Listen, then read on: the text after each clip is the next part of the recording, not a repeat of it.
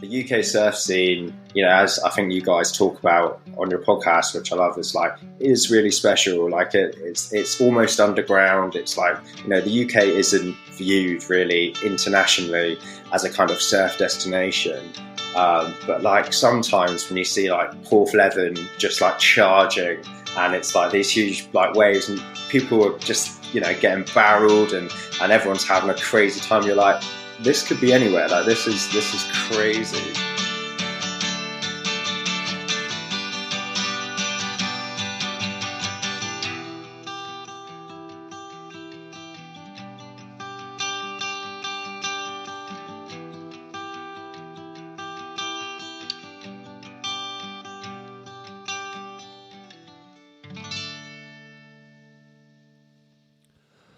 Hello and welcome to the UK Surf Show. We are your hosts. I'm Pete. And I'm Leighton. On today's episode, we speak to Dylan from Onion Surf Magazine.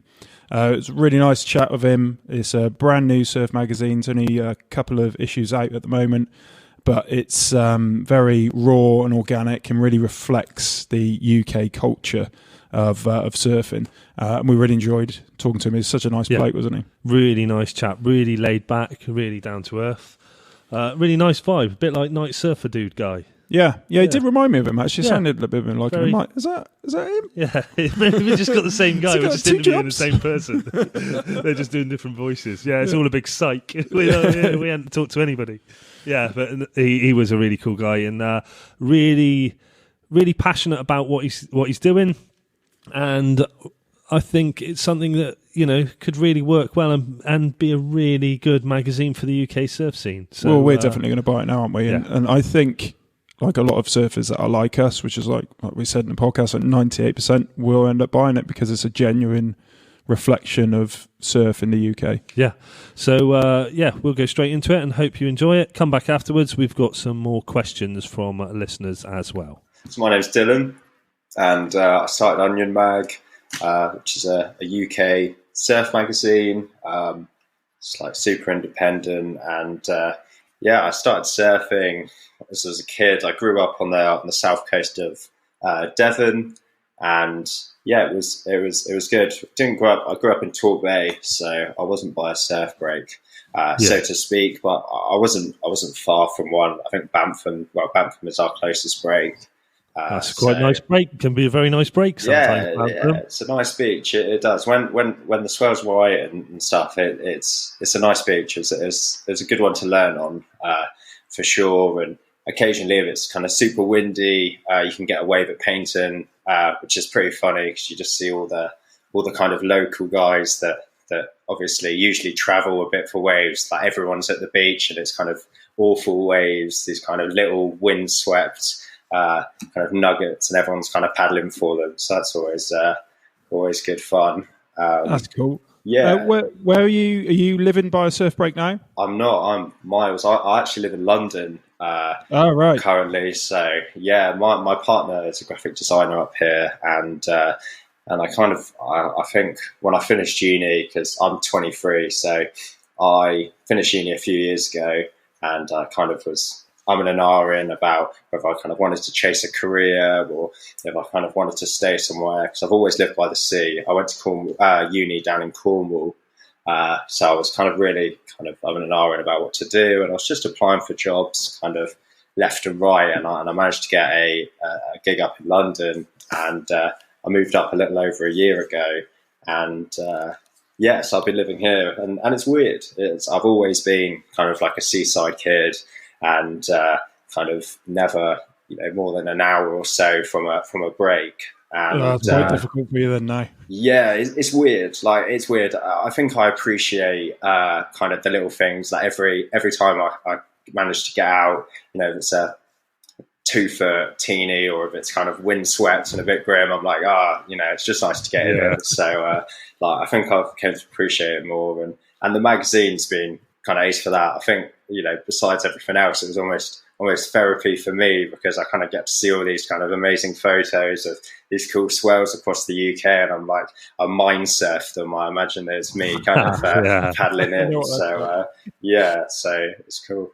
How do you work your time between that? How are you getting the information for the magazine, the articles, the pictures? How are you doing all that at the moment? Yeah, I mean, it's quite a lot. So my kind of team, quote unquote, is literally me and my partner, and she's a graphic designer. So she I waffle on at her about a vision I have of this kind of magazine, and she kind of builds it and brings it to life, really, which is sick. But yeah, so I started when I was at uni. I wanted to start this thing, and I was chatting with my mates. We're all kind of living in student accommodation together, kind of not doing a lot of work and just bumming around. And it's down in Falmouth, so we were getting out, and I was spending probably too much of my time going out skating and surfing.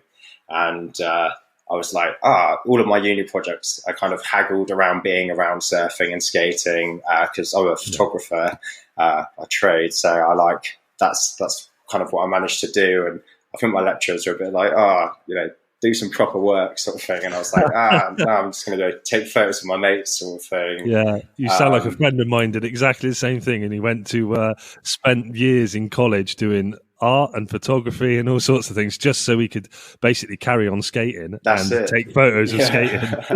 Literally, I think I kind of tricked myself when I was doing it, and I was like, man, this is a thing, this will be fine. And then I got there, I was like, I'm gonna go surf, I'm gonna go skate. And I was like, as long as I take my camera with me and I film some bits and I take some pictures, it counts. So we haven't got your magazine yet. I know we've ordered one. Yeah, they're on the way. I think you've got an issue 1 and 2 coming. Yeah. So I hope it should be with you in a couple of days. Well, we've so I've looked at your Instagram, and there's some of the photos are obviously in the magazine. They're just absolutely beautiful. They're like a real talent you have for it. I can't wait to see the magazine. Cheers. The good thing is because it's at the beginning as well.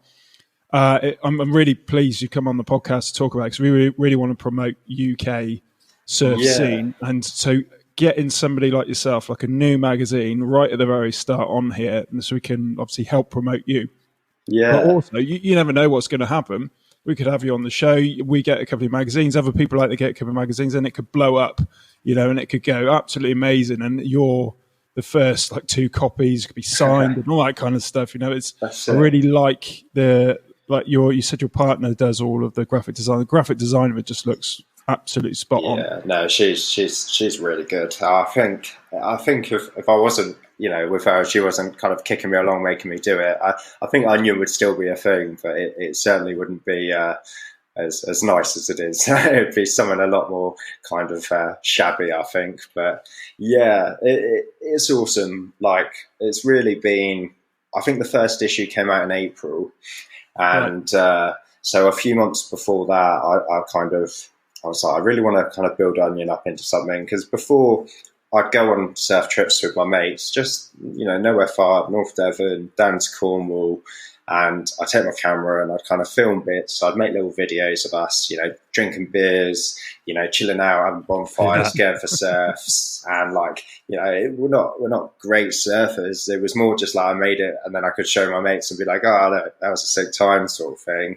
Yeah. And a publication was always something I'd like to have moved into. And she kind of said, just, stop saying you're going to do it, just do it.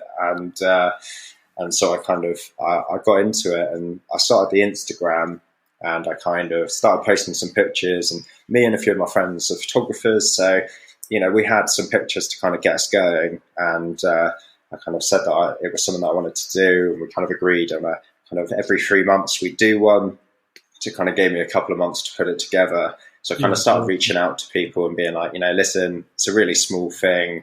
But the UK surf scene, as I think you guys talk about on your podcast, which I love, is really special. It's almost underground. It's the UK isn't viewed really internationally as a kind of surf destination. But sometimes when you see Porthleven just charging, and it's these huge waves, and people are just getting barreled, and everyone's having a crazy time. You're like, this could be anywhere. This is crazy. It is like a world class wave all of a sudden, isn't it? Yeah, Yeah. it really can be. As regular, obviously, but when it does go off, it does go off properly. And For sure. like you said, like the underground surf scene here, we're kind of proud to be part of that. Absolutely. I think that's like kind of viewed around the world as a little bit like that, and so I quite like that. What I was going to ask you is where did the name come from? Onion. Yeah, I get asked this so much.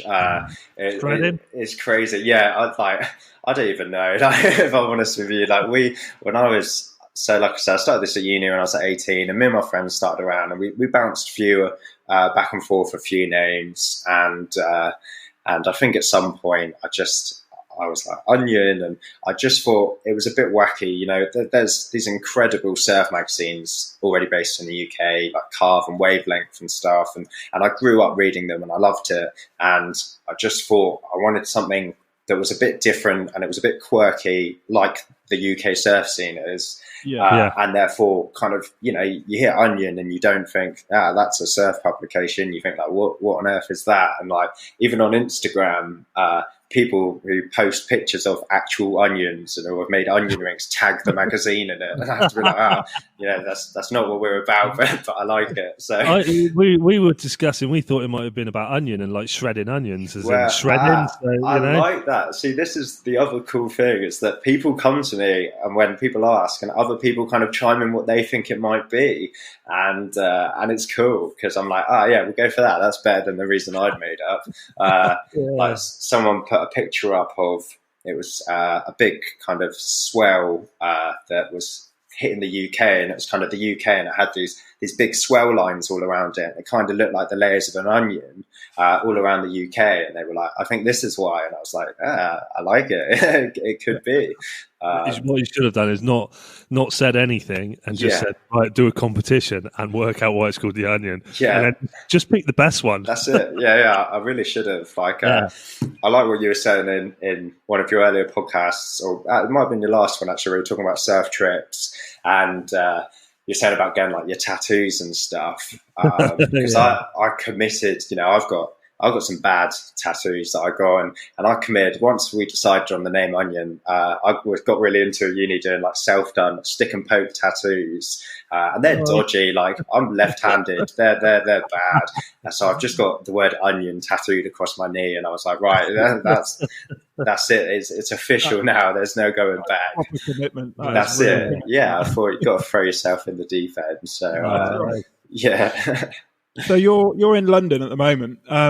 My sister lives in London, and she's actually starting to get into surfing. And there is I only said Onion then. There's a London surf group or club, and then they kind of meet up and they arrange between themselves who's driving that weekend, and they sell boards between each other. And I think it's quite popular and quite large. Are you part of that, or is that something that? For sure. It's something that I've been trying to get more and more involved with recently. Like, when I first moved up here, I was like, okay, let's just adjust to life here. And then I was a bit worried that if I kind of was trying to go surfing too much, I'd be like, why have I moved here? Like, I need to be by the sea. So I think it's like finding that balance. But yeah, I live in East London, and I found a few pages within East London where, people from London do, they organise and they plan little trips away. Which is really cool. And we've actually got an article in our second magazine written by a guy who lived and worked in London, and he's a bodyboarder, and they kind of they've got a few wedges across Wales that they love, and they're just kind of like big, hard kind of wedges of water. And he talks about how him and a kind of small group of people, make the trip as often as they can, in the rubbish weather, just kind of get the escapism. And I do think, like, London, I mean, there's so many people here. It's not hugely surprising, but people definitely, I think it's like a exaggerated version of what the whole UK surf scene is like, in that it's kind of like the pursuit, the chase. It's not just about if you live on a perfect beach break, somewhere where it's constantly firing, it's awesome. Like, it's really cool. But, like I said, here you go weeks at a time. Like we've just had pretty recently, like a massive lull, and it's kind of like keeping yourself occupied, checking the swell, like working out where you can go, and that kind of pursuit for waves, I think is a really cool thing. Yeah, we had that last week on Thursday, I think it was. We went down to Saunton, and then this week the swells come back again, and we're going down again this Thursday. That's it. But as we said before, we've still got to drive an hour and stuff like that just to do it. So it's and I think that's the thing about with the way that social media is, you could run that magazine from anywhere in the country now, and you could pretty much have a success with it.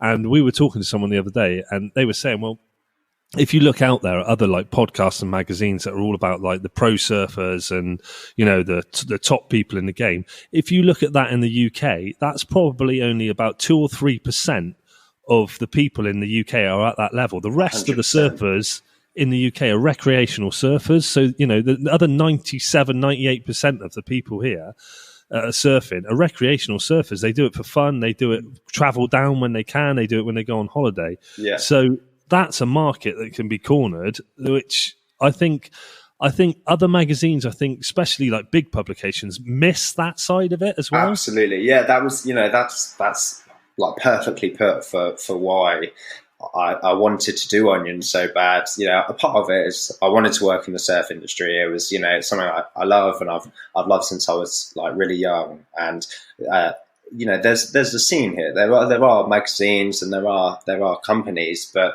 it's really small and it's really niche, and it's not a rich. You have to be quite lucky to kind of get in there. And I think at one point I was like, well, I'll just do it myself. I'll kind of try and do something. And yeah, it's like you said, I love flipping through the bigger magazines, and you see these crazy big pictures and these talks of these amazing trips that look amazing. But I'm like, I don't have thousands of pounds to go spunking on, like, going around the world or popping to Bali or Australia. Like, I don't, and I won't in the kind of foreseeable future. And like, it is true that, like you said, you can hop in a car and it's a bit long, you have to drive, but around you are these kind of really surfable, really nice breaks. So I think it's cool that we're able to put that together in a format where people can see it and then go, I'm going to go surf some waves and wherever. Yeah, so like cool. Like you were saying about those guys from Wales, bodyboarding in Wales. I've said before on a podcast, I think that Wales is one of the most underrated places for surfing in the UK, especially down the side of West Wales. There's some hidden little gems down there. There's a place down there. I won't say it by name. There's a place down there that I've been to a few points, and every time I've been there, the waves have just been barreling there, and it's just an awesome place. And there's a long road down West Wales as well. We've driven down it, and the waves are just barreling down the side of the road, and you're just looking at it going, oh my God. Yeah. Well, everybody heads to Devon and Cornwall all the time, don't they? So Yeah. I was in Poles F on the weekend, and I've never seen it so busy. It was like people soup. It was absolutely crazy. And the waves weren't actually that great at all. It was quite messy and kind of peaky, so you kind of had to know what you were doing to be able to get any type of wave anyway. And you love people as well, don't you? Oh, yeah. But I like your magazine. It's really gonna. When we were talking about like the 98% of people in the UK are. They're not pro surfers by any means. They are like us and like we're all going to be can't surf all the time. So there's only so good you can get with the time that you've got. Absolutely. But that doesn't matter, does it? Because you're all out there having fun. So your magazine's really going to like resonate with those people. And like we've experienced with the podcast so far, we've had so much love from it, and we do think it's because of that reason. Yeah, you're talking to the majority, So I really hope your magazine just takes off because of this. Thank you. Yeah, I hope so. Likewise with the podcast, I've I've been following the podcast for, kind of since you guys started doing it and listening to it. And the first couple cool. were a bit ropey. Well, Sorry, we were so nervous. The first two was like, oh my! It must be the same with like releasing the first one of that magazine, the first one that's going out. You've got it all together, and you're looking at it. I was freaking out a bit. Like, I was like, because you've got to buy all these magazines in bulk, and like I said, like, I work in London, and it's so expensive here. Just like the cost of living, and like I've finished uni, so I've got a kind of like a big old student overdraft and things that aren't going anywhere. And I was like, I'm really happy with how this looks. And I think that people would like it if I gave it to them. But, would they be prepared to spend £8 on it? I was like, I think, we'll find out. And obviously like putting the payment down to buy, a bulk amount of them. I was like, oh God, I hope this pays off. And, and it's gone really well. It's been awesome. It's like you said, like the community, it's just every time I kind of go on Instagram or I check my emails or whatever, I'm like, it is such a thriving community of like people that just are stoked. It's cool. Yeah, I think that's the thing with the community, though. I think as long as people know you are genuine and you're not being a dick, and you're all about us having fun, and just that's all surfing is, isn't it? Well, and also because your magazine is going to show, it's like the real surf industry, well, the real surf culture, in the UK. So people could be like, I could be in that magazine, like I could be surfing a break where this guy is, and I might end up being in a surf magazine. Like what a life statement to kind of say, For sure. So, that's going to appeal to people as well, because I feel like maybe people are like that with us. There is a chance that they could be on it. And because we just talk to like any normal people as well out there. Anyone who loves surfing. Obviously, we want to talk to people like yourself, like magazines and pro surfers and stuff like that. That's it's obviously a goal on there that you want to hear their stories and hear different stories. But we want to hear the people in the community as well who are like actually doing it every day and like living it and. Absolutely. And what I've seen of what you've posted on Instagram and the conversations we've had on Instagram, you can tell you're 100% like, loving and focused on this magazine. Yeah, man. No, I love it. Yeah, it is great. Like, it's like you said, it's awesome. Like, I'm not, by any stretch of the imagination, an exceptional surfer. Like, I love surfing. I love being in the sea. I think, therapeutic for your mind. It's incredible. It's great fitness. It's just such like a disconnect from whatever else you've got going on. I think it's something kind of really special. And I think there's very few. I think there's, maybe, I think rock climbing, I'd imagine, is the only thing I can kind of compare it to, where, you're immersed with nature. If you're rock climbing, you're up a mountain or a cliff or whatever it is, and you're hanging on and you're hugging that rock and you're a part of it. And when you're surfing, you're in the water, the waves, have been kind of carried across the sea, and they've peaked just at the right time that you can kind of paddle in and catch them. And I think that's something so special. And I think that, it's not just the pros and people that feel that, it's everyone that does it. And I think that's something that's really, really cool. And like, I found massively the people that message me and ask about submitting photos and stuff, they're young guys, they're older guys, they're people that have been doing it for ages, they're beginners, they're people that like writing. It's such a mixed bag, and they're just people that like love it, and you can really see that in their work. And I think if I can supply, because like that's me, like that is exactly how I feel. So like if we can create a platform where I can put that together and we can lay it out really nice and people can look through it when there's no swell, then like it's sick. Like I think that's what we want. So yeah. I mean, we've got a few that tag us in photos all the time, and like we share their photos as well, and some of them are phenomenal. You've got like KB Photo. He's great. I've seen some he does a lot of video stuff that's really good. Kooks Media as well, Kooks Media.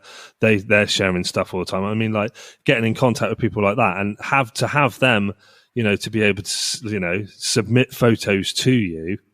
and for you to use in a magazine, and for them to have their magazine, their photos in print as well.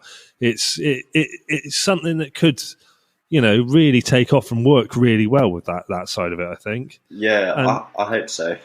So are you working on the third edition now? Yeah, so it's kind of it's really full steam ahead. Like, obviously, I work a full-time job, just like a normal full-time job, and it's a bit like having two because, like I said, it is. My partner does all the design work, but I do all the social media. I find all the content. I write for the magazine. I edit the articles we get, and I also do all the distribution. So I've got to get all the orders. I've got to sort out all the postage, and it's a lot of work. It is pretty intense. I love it. It's awesome. So I'm really glad I'm doing it.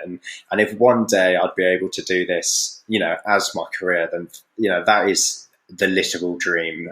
So I'm more than happy to do it. But yeah, like from basically when the first one came out, it's just full steam ahead. We finished the second, and we have a lot of people submit to us, and from all over. We've got some guys in both issues, from Wales, from Scotland, people that live in Newcastle and serve the East Coast, which is like, for me, I always thought, because I grew up on the South Coast, and we don't get great waves. People surf at Bournemouth, and you can surf. Scarborough's got some good ones, hasn't it? Yeah, exactly. Yeah. And that's what I found from running the magazine. I get submissions, and people are like, "Oh, I'm surfing here," and I'm like, "You can surf there?" I'm like, "This is sick!" Like it's so cool to see.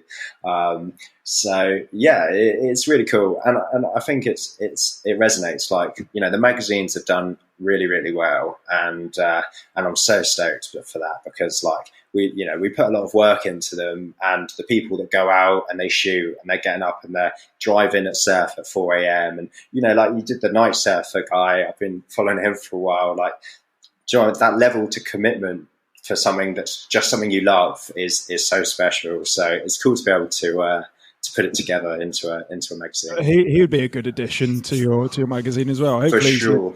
And you two kind of make contact. Because, I'd like that. Some of his photos are incredible, and sure. It's nice to see, because like you said, around the UK, it's always different. You didn't realise the surf there, and because I think there is surf in Newcastle, wasn't there, and things like that. Yeah. So, and it's nice to see somebody coming up with something which is different again. He's not only is he doing it in the cold, but it's dark as well.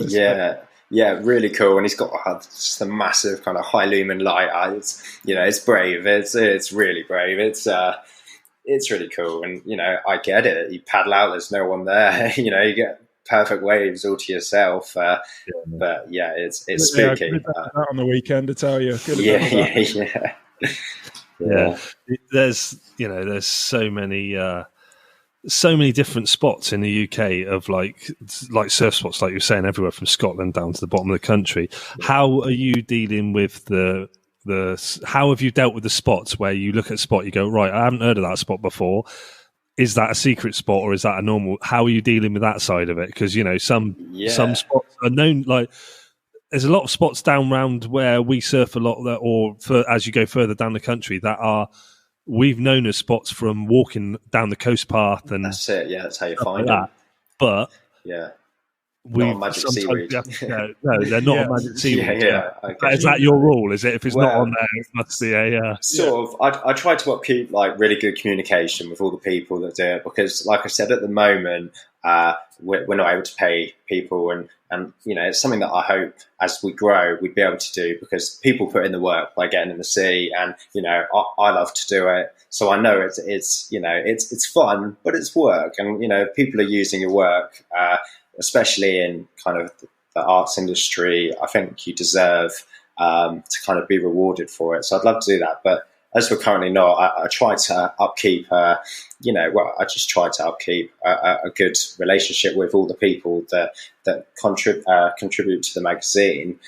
So yeah, I talk to them a lot, and you get a lot of people who kind of go, I've had a few pictures where they've gone, can you clip out that, that section of the beach, or that I don't know, Yeah, that that landmark. cliff or Yeah, that landmark, because yeah. you know that's a bit of a sneaky one, and Yeah. and obviously like we want to do it. Like, I want to show that there's amazing surf and amazing waves and just a great time to be had. It's that thing, isn't it? It's that thing of you want to say, look, this is amazing, but you can't see where you can't see where it is. Yeah, I saw a YouTube video of someone put, a secret spot in Devon or someone, and someone's put a comment on it. Oh yeah, nice one, dickhead. You've put that in the background. Yeah, that's it. Like, it's obvious where that is. Exactly. Like that, yeah, for sure. Like, you see it a lot, and like it's tricky because obviously with like Google Maps and stuff now, even people that aren't locals to breaks, you can have a look and you can go, that code looks a bit like that could have some swell in it, and so it's tricky. But yeah, I mean, I think that I understand like secret spots and stuff, and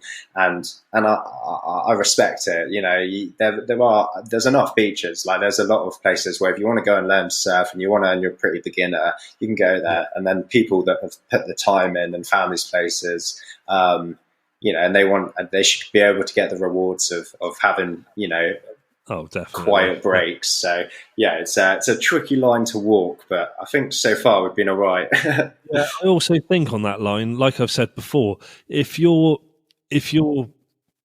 able to surf, you know, it's something that if you're going out of your way and you're doing that traveling, you should be able to keep that to yourself. But I don't think the average person who just wants to go to the beach and try and surf is going to go to those type of places anyway, because for sure, a lot of them are a hell of a mission to get to. That's as well. It. Yeah, you're climbing down cliffs. Yeah. So, because you're in London now, this is going to be a bit of a painful question. Yeah. But when was the last time you managed to surf? Too long ago. Yeah, it is painful. Yeah, it cuts deep. I mean, obviously we've had, you know, the coronavirus, the lockdown. Yeah. And especially being here where like the population's just so high and so dense, we've taken it really seriously. And, you know, I'd love to go, you know, I've been checking Magic Seaweed and watching those webcams, and, you know, I've been sitting, they've been like 3 foot peelers, just like beautiful Sunshine Bay. And I'm like, my God, like for me, that's perfect. I don't want something that's, you know, I don't want to get hurt. I love just something that's a lot of fun. I'm relaxed. I'm having a great time. So I see it and I'm like, oh my God. So I think the last time I got into the water was, I think in January sometime, which is shocking. But I've booked. I'm going August bank holiday. I think that was mid-January. I got in, or maybe before. Whereabouts? So that was Bamford. That was down in South. Right, yeah. So, and there's a couple little spots around there that are a little bit quieter. So we went to those with some mates, which was nice. That's something I was going to say actually. Around there, there's a few spots around there, and even for your own research. The thing is now people put pictures on Instagram. I've seen a picture down there where there's someone who's always getting waves down there, even when it says there's no waves. Exactly. Yeah. And I saw something in the background, looked on Google Images because I knew roughly where it was, and I found it straight away. Literally, I've seen a few. You know, my dad.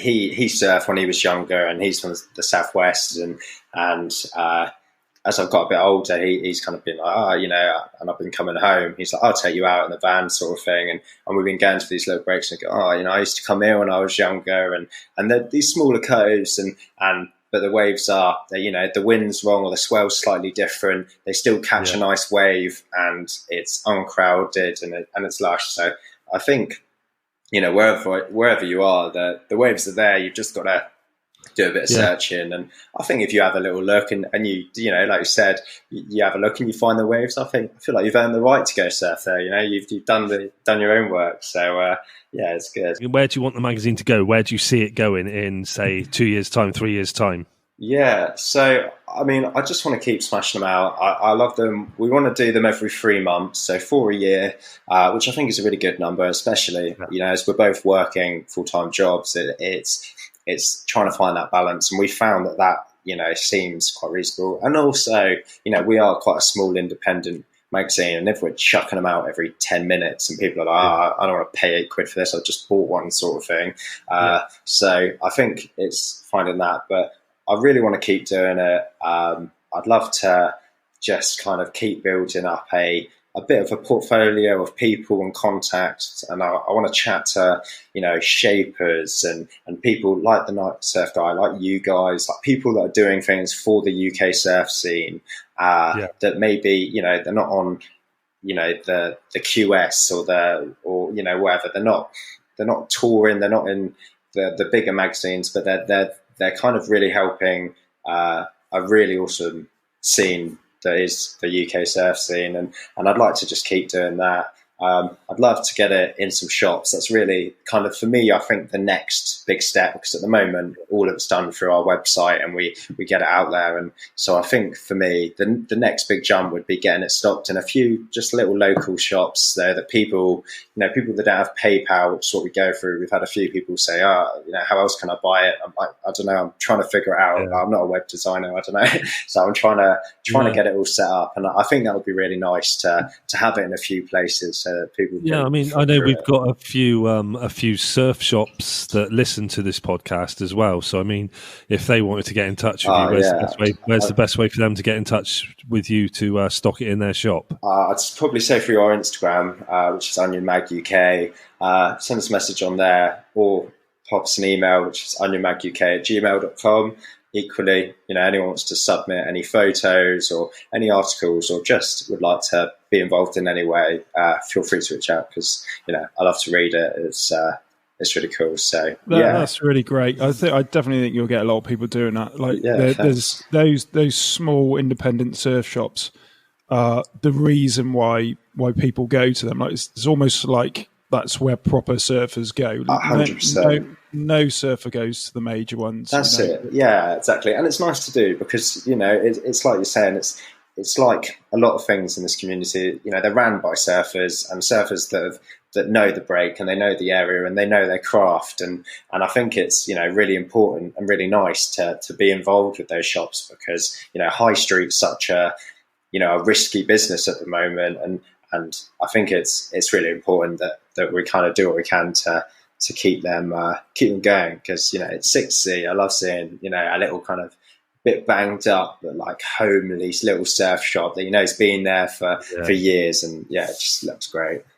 Yeah, it's funny, like about the work ethic as well, where a lot of people think of surfers as like lazy, sort of a bit beach bummy sort of thing. Like that. But, I mean, every single one I know works their nuts off. Like they work so hard, and most of them got full-time jobs, and it's like either surfing before work or after work, or and even into the other day I was watching a documentary bit or some interview bits on YouTube from the film North Shore, and I was watching. They were saying, that with that film, people either know every single word of it or have never heard of it. But I've got to go on the first one of that. But there's one of the women saying on there that they'd go, expect to go onto set and go to find these surfers they were working with, and they're like 5 o'clock in the morning. Where are they? Oh, they've all gone out surfing already. So they're all out before work and after work. And I don't think people sort of see that. Well, obviously people in the surf community see that side, but I don't think people outside of the surf community realise how much hard work it is as well. People stereotype, don't they? Yeah, for sure. And like the UK surfers in particular, because like you said, you're doing a full-time job and then coming home and doing this, and it's because of your love of surfing that's where you've got that kind of work ethic from. So it's definitely not as it kind of would project that stereotype that it's a bit of a lazy, you're a surf bum kind of thing. It's definitely not that at all. Yeah. So no, as a surfer, it kind of dictates your life, doesn't it? It's not just something you do. It's almost like a lifestyle. Like it will affect the car you buy, because you want to make sure absolutely you get the right roof rack for it, or you can get the boards in. And it will affect obviously what you do in the week, and everything seems to come after surfing. Because checking a swell. That's it. Yeah. No, absolutely. Like, I think that's a really good point. I think that, I get it.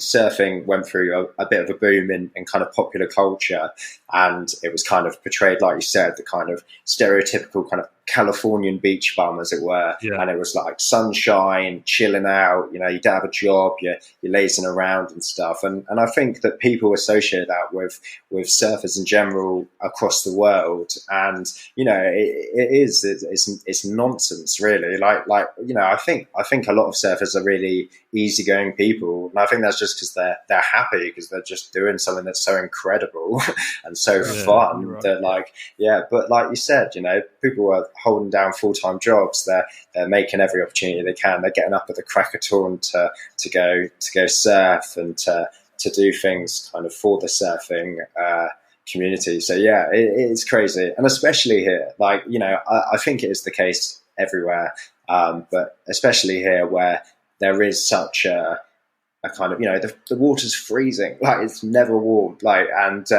and it's horrible, and occasionally it might be clear and it's beautiful and it looks great, but half the time, especially for me growing up on the south coast, the water's brown, it's not nice, and brown chocolate. That's it, literally, and so it's not the kind of glamorized version that I think a lot of people associate with surfing. It's amazing. But it's work, when you're getting kind of pounded on the head over and over again, trying to get out back, and then you get out, and for me, I've got asthma and I grew up with asthma, so I paddle out, and then afterwards I'm just sitting out back kind of panting for about 10 minutes, just being I hope the flipping set doesn't come out further out, I'm knackered. That's what I do that anyway. I haven't even got asthma. That's it. I question, you got a question we get asked a lot by people is, where is the best place to surf in the UK? So opening starting a magazine and having people submit to you, have you seen anything so far and you thinking to yourself, do you know what, I'd say that is the best place in the UK? It's tricky. I think there's a reason why Cornwall gets the attention that it does, and equally North Devon. That kind of coastline is amazing, in terms of consistency compared to other places, and in terms of the kind of surf infrastructure and the there's lessons you can get there. There's hire. There's a lot of beaches and a lot of space, and so I'd say probably you want to go there. You probably want to get down to Newquay is round. So you go to Newquay is heaving, but just along that coast, I think there's so many breaks. Woolacombe. When I was younger, my parents would take me over to Woolacombe a fair bit, and we'd get in the sea there and go surfing, and you can get, it's like you guys have said a bunch of times, I think somewhere where you can get a lesson is super important. I've had too many times when I as a kid didn't really get lessons. My parents were like, oh, you want to hire a board? And my mum was like, I'm not getting in the sea. She was like, you go play on it if you want. And so I was like, right, I'll figure this out myself. It's definitely a longer method of figuring it out. It's rewarding, but I think if I just sat down and had a lesson, it would have been about 20 times quicker. Definitely. That's definitely right. We found that the hard way. I think my dad just went, there's a surfboard, go and entertain yourself. That's it. Leave me alone, shut up. I want to go to the pub, go in the sea. That was it. I think that was sort of late 80s 90s, and just got abandoned in the sea while he sat in the pub.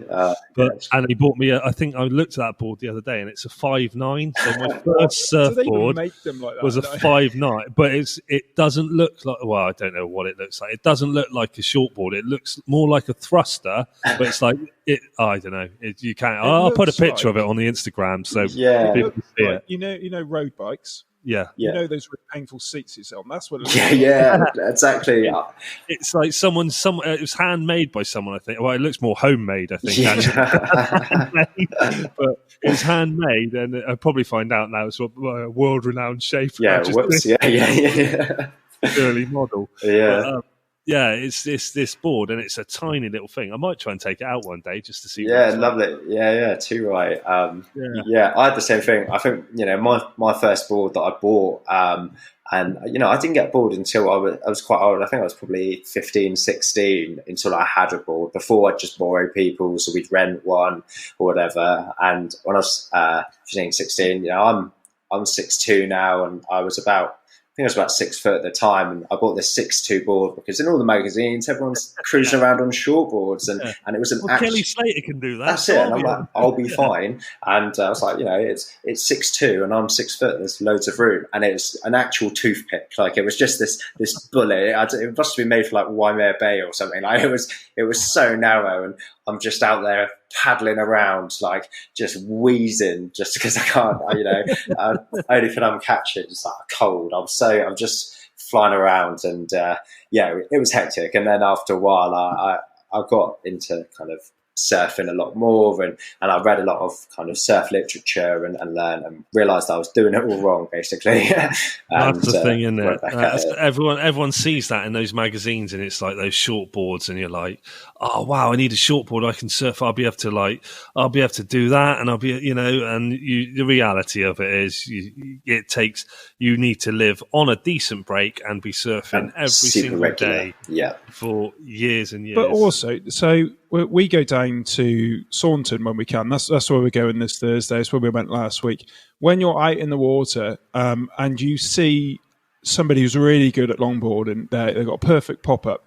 They pop up and they cruise down that line. Like, there's nothing else that I want to do. Like, there's no way I want a shortboard after seeing that, Like, why would you? It just looks so elegant and so beautiful. So you mentioned you have bank holiday weekend booked for surfing. Whereabouts are you going to go? So I've got the August bank holiday off. I've booked a few days off either side so that I can make the most of the trip. But I'm going back down to my parents' house because I haven't seen them since Christmas. So I think we're going to go. I mean, I'm just going to see. Obviously, it's not the best time. I'm hoping I'll be lucky with swells. Obviously, you never really know. So I'll check, but I think, if it's going at Bantham, we'll go around there at least for a couple of days, and then I'd imagine we'll probably go up to North Devon or down to Cornwall, hopefully. That's cool. You have to give us a shout if you head up that way. Absolutely, yeah. No, I'd like that. I've recently picked up a new board, and it's I say new. It's a second-hand board, but it's new to me. So that's all right. So I'm looking forward to going and having a go. What have you got? What is it? What board is it? What have you got? It's a 610. So it's kind of mid-length. It's a bit short, but it's an egg. Like it's got the volume. It's super wide. It's a single fin. It's my first single fin, and it's like you were saying about longboarding. I just you see, I love surf films, and I love so many videos where the sun's kind of setting and it's beautiful, and there's some dude and he's kind of leaning back a little bit and he's just cruising, and it's just like complete control, and it's just like, it's elegant. It's such a cool thing to see, and I've been, especially before I moved to London, I was getting in the sea kind of super regularly, and I was really enjoying it, and so I thought, I'll commit to that. So I've got that. I bought a foamy as well when I first moved up to London, just a nice 8-foot foamy, because I thought, sometimes it's going to fall that I'm going to be heading out and there's not going to be, very many waves. So I just wanted something that means I can get out whenever and I can catch whatever and I can have a laugh with it. And they're just great. They're so much fun. Like, I think they're great for learning on, but just also if you like surfing, they're just great fun. Well, there is the people who know what they're doing will know there's no stigma in riding a foamy. Just because when you're doing the surf school or you're hiring boards, it's generally a foamy. That's got nothing to do with lack of skill. That's to do with they're robust. Yeah, exactly. People aren't going to fuck them up. That's it. They're cheap, they're robust, and that you can catch super easy waves on them, and you can they're just a lot of fun. So I've got one of them as a bit of a backup. So when the swell's small, but I'm still kind of begging for a session, I'll do that, and with time I'll get a nice longboard, but that's time. I need to save up for a while before I get there. So you need to sell some more magazines. Oh, that's it. I'm working on it. Yeah. Absolutely. Yeah. No, but honestly, by the look of it, I don't think that's going to be a problem at all. It looks so clean, And if you haven't listened, go across to the Instagram and have a look at it. If you haven't seen the magazine, it's just really crisp to people out there. Thanks, guys. I hope you like it. So one more time then, quickly, is where can people find you online? Absolutely, yeah. So we're on Instagram at Onion Mag UK. So you can find us there. It's kind of where we post most of our stuff about the magazine and what's going on.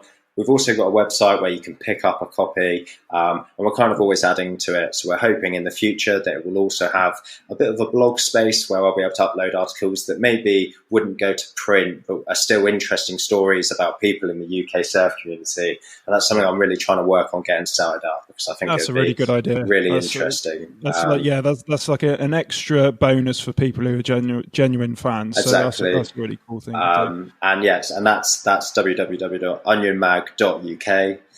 So it's all very similar. But yeah, go check it out. And if it's something you think you'd be interested in, feel free to pick it up. Cheers. That's cool. Right. Well, I really, really appreciate you coming on and talking to us about it. Like you said, we can't wait to read it. And you've definitely got two new subscribers to the rest when they come out. So yeah, thank you. We can't wait to see the future publications and also how it's going to progress, because you're only going to get better and better and better. So this time next year, I can't wait to see what the magazine. I'll come back on and we'll do a review, see if it's all gone downhill or where we're at. If you don't hear from us, it's not a good sign, right? yeah. Likewise. Likewise, yeah. We've got worse in a year. That'll be it. It'll just be us sat here moaning at each other about everything. What we'll be doing was we'll be telling friends, yeah, well, that guy, he come on and spoke to us. He spoke to us. That's it. Well, so I'll always have this podcast. If nothing else, to say, I was on the UK Surf podcast, actually. Big deal. And thanks, Dylan. If you want to check him out on Instagram, go to @OnionMagUK. Some really cool pictures on there and little snippets from his magazines. He was good, wasn't he? Enjoyed that. Yeah, really nice guy. Really good feel about him. Really, a bit like, as I said, a bit like Night Surfer, that same sort of vibe. Yeah, down to earth, nice and chilled. Really passionate as well about his project that he's doing. And it looks like it's going to be a really good magazine. As we said, once we get it, we'll have a look through, and what we've seen, the photos we've seen, the articles we've seen so far look absolutely brilliant. Yeah, it's made by surfers for surfers, which is really cool, isn't it? This is the bit like us. Yeah, exactly. Yeah, we want to talk to these people. They're like genuine people for a love of it, and they're not doing it for anything else apart from the love of it. And that's cool. Yeah. Okay. So thanks, Questions? Dylan. So we've got some questions. We've got quite a few questions now. So I think we're getting to the point we're not going to have to get through all the questions. But some of them we're answering on Instagram, aren't we? And then Some we'll answer on Instagram, some we'll answer on here. If we don't get to you, we do apologise. We'll try and answer everything. Right, so first question comes in from Charlie to Palmer and is, what are your surfing role models or favourite surfers? Yeah, so I don't really have a favourite surfer that's real. That's real? No, so... I know where you're going to go with this. You're going to go into films, aren't you? Yeah. Well, there's the reason why I wanted to surf was of the two characters in two surf films. So it was Bodie from Point Break. So still want to be Bodie from Point Break now, and also JC from Blue Juice. That is the reason. So I don't really follow anybody else. There's no point me saying Kelly Slater like everybody does. What about North Shore? Well, yeah, do you really want to be Turtle from North Shore? Think of it. Now we're a bit older. If I was choose anybody out of North Shore, I'd want to be Chandler. I never saw that coming when we were young. You're like, why do you want to be the old guy? Yeah. Because the old guy's a shaper, man, and he's cool. So you've got some weird issue about looking up to old guys all your life then, yeah? What? No. You've always wanted to be an old guy, really, is what you're saying? No, like now we're older, you kind of realise that the cool one in the film is not the one you thought was cool when you're younger. Yeah, no, I know what you mean by that, yeah. What about yours? I don't know. I think growing up it was always like people like Kelly Slater and Taylor Knox. What's the dude? He's in... two surfer guys that are in North Shore as well. Hamilton. Laird Hamilton. Yeah, him. And he's a monster of a guy. He's massive. He's like the... Have you seen his fitness stuff that he does? Yeah, I know. He's still going. He is absolutely ultimate. He's like if he's like the perfect creation of a man. You sure you don't want to be him as well? It's just a bit irritating, isn't it? You know, he's like this big, tall, strong, blonde guy who's a really good surfer. It's like, God, could anything else go your way? Yeah, that's it. Isn't it? So no, I haven't really, never really had sort of role models in surfing. I mean, I'd say more role models now are the people around us in the UK that inspire us, who sort of the people who make it more fun, make it. Well, it might not be role models now. Might not be somebody famous or that like in mainstream everybody knows. It, like you said, it might be people that we know in surfing. You know, like personally know. So yeah. So yeah. Next question. Next question comes in from Daisy Carter. Which UK spots are your favourite for surfing holidays? Yeah, we've spoke about this like privately. Like, it's a really difficult one because when you're on holiday, you know, it's not just going to be the beach that you're surfing at, is it? It's going to be the whole town and the community around it. Well, I think something like Newquay, because Newquay you've got somewhere where you can go. There's quite a few different beaches for different abilities to surf on. There's a town, you know, and nightlife if you're going with friends, like our last episode we spoke about going out in Newquay at night and, you know, going out if you're looking for love. Yeah. You ain't going to find love, but you might find, get something. You might catch something, if not a wave. I should be in the advertising world. Welcome to Newquay. You might catch something, if not a wave. You know, if you went on holiday to Saunton, then there's not much else. There's nothing in Saunton apart from that. You know, Croyd would be a nice holiday, nice chilled holiday, wouldn't it? Yeah. They've got some cool pubs that are in like old thatch cottages and stuff around there. Yeah, quite like that. St Ives as well. Yeah. So it's a bit of it's a really difficult one to mention. It's going to be personal opinion, isn't it? Really. Yeah. I think. Sorry, so we can't really. Answer that one. I mean, you know, there's probably, like we were saying in that interview, there's a reason Cornwall is a destination for. Yeah. So it's probably going to be Cornwall, Wales. Yeah. Cornwall, Wales, North Devon. It's just anywhere where there's surf, really, isn't it? Really, yeah, it's probably that end of the country because it's a little bit warmer as well. I mean, Scotland's lovely, but it's so cold. Yeah.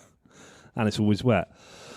Right, next question comes in from Birdie. Birdie says, the most dangerous surf spot you guys have surfed? The most dangerous surf spot I feel like I've surfed at. It's probably not dangerous for most people, but the time that I felt the most in danger was at Putsborough, when we went on a really big day and the waves were really steep and I just felt totally out of my depth. It's just, that was when I was a bit worried then, I must admit. Like, we managed to get right out the back to kind of relax and catch your breath, but when you're right at the back, you're like, Christ, if I don't, how the hell am I going to get in? I'm going to have to try and ride on these waves, because even if I try and paddle in, I'm going to get completely smashed when that thing comes down on top of me. So I know what you mean. I've had some nasty situations there at Putsborough as well. Like Ollie broke or dislocated his knee. That guy was there, got his face ripped open by the surfboard. Yeah. I got caught in a rip. I've also been there when it's all of a sudden gone massive and you're like, whoa, what's happening here? Yeah. It's gone really big. And also the time you tried to slice my ankle off with your fins. Yeah. So, it all happens there, actually, does it? At Putsborough. Yeah. I don't. Let's not go there much. One day we're going there and we won't come back. Yeah, great. Oh, yeah. Cheers. Yeah, so... that was, that's there. And then we've got we've got a question come from my wife, but I'm not going to answer that because she's disgusting and derogatory and she should know better. And then she asked, she then asked another question. And if you want to follow her, she's Mickey Blue 22. She'll love me reading that out on Instagram. And now her account is turned to private. It says, who is the better surfer out of both of you? Well, yeah, me. That's... really, I'm trying to create a fight or something. No, in all seriousness, if you go by our last surf session, I had the shitest surf ever. Well, not ever. Ever. No, you've had that was a bad surf with the ability that we now have. Yeah, the thing is, I felt like I was in the way. I felt like I couldn't paddle. I felt like I was Ian Beald. Well, that's the day when you were. So we shot down after work. You've been painting a house all day, and you were tired when you got there. I know we laugh. I had nothing at all. I was trying to paddle to get into waves, and I just had no strength at all to do it. That day was classic longboard waves, but you really needed paddle speed, didn't you, on that day? So if you're not, at 100% on that day, then you're not going to catch anything, and you didn't. And I had a great day. I was catching everything, which probably made it even worse for you. I was just stuck there on waves, seeing you just like go off into the distance, like, oh, for fuck's sake! Like, it's just, it's so amazing, isn't it? And you're like, no. But then if you look at the surf before that, we were on an equal par that day. Yeah. We were catching every single thing we went for. We were catching, so was everyone else. Yeah, which makes me think it's conditions as well, and we did have a whole day that day, so we were fresh as well. Yeah, that was a whole day. But then the time before that, you were like, this is awful. What? Oh, I can't believe it. I'm not surfing any good.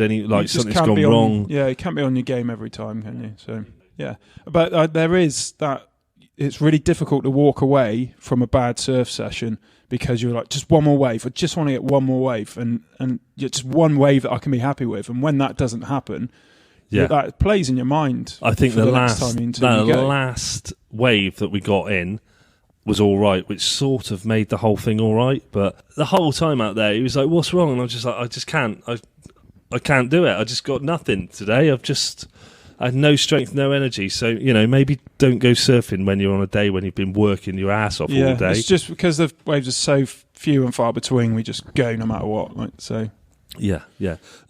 So I think, we wanted to do a shout out as well. So we had a question from Birdie. I want to give a shout out to Birdie because he's been a great support of the show. He sent us a message saying he listens to it all the time and absolutely loves it. And so shout out to him. And we got a few people actually we should do a shout out to, I think, on we were loving the support, so it'd be nice to show shout out to Birdie. So first of all, Birdie, thanks a lot for all the support, mate. Thank you for kind messages and kind words you've sent. KB Photo Vid on Instagram, they're tagging us in stuff all the time. We're sharing their photos. Some of their photos are absolutely incredible. Yeah, they are. So they're worth going to check out. Ocean Corduroy Clothing down there, they've got they're down by Saunton, Croyd, down that way. They've got some really cool gear on the go, and it's likewise tagging us in photos. And King of Kooks Media as well is the other one down there that's tagging us a lot. They're tagging us in things. And green stuff as well, the surf wax. Yeah, green stuff, surf wax. So we gave some of this away on our Instagram. Can't even remember the guy's name who won it now off the top of my head. It's going to be some weird tag anyway, isn't it? So. It wasn't. I think it's his actual name. Oh, I'll have to look that up. But we've actually used the stuff now. So, it's good. Yeah, it's good. It's good stuff. And like we said, it's totally eco-friendly, which just makes it a bit nicer. It's not white, is it, like the other stuff? It's got like a nice kind green? Of sandy. No, it's not green. It's like a sandy colour, isn't it? It looks like a really light woody colour, which I quite like. It looks kind of nice on your board. It looks like sand on your board. I don't know. I think it's got no smell to it. There's no scent to it. There's no scent to it, but I think it's green, to be honest. It's not green. Yeah, you sure? It looks green on the bar, actually. When you take it out, it's got a slight green tinge, but when it's on the board, it kind of looks like a beige colour, I suppose. Yeah. Bob, his name was the guy who won. Bob. Let us know how it goes. Yeah. And see what you think, because I'm sure green stuff would love the feedback as well. So it's really good. I really like the stuff. I thought it was brilliant. And the other one, NMM Photo, and they keep tagging us in stuff as well. So if you tag us on Instagram, we'll try and share your pictures around as well. Yeah. And share them throughout the rest of the community. All the community working together just to promote surfing. It can't be anything but good. Yeah, that's true. So I think that's it for the show. So thank you very much to Dylan again from Onion Mag, and all that's left to say is Goodbye. Yeah, see you later. Bye.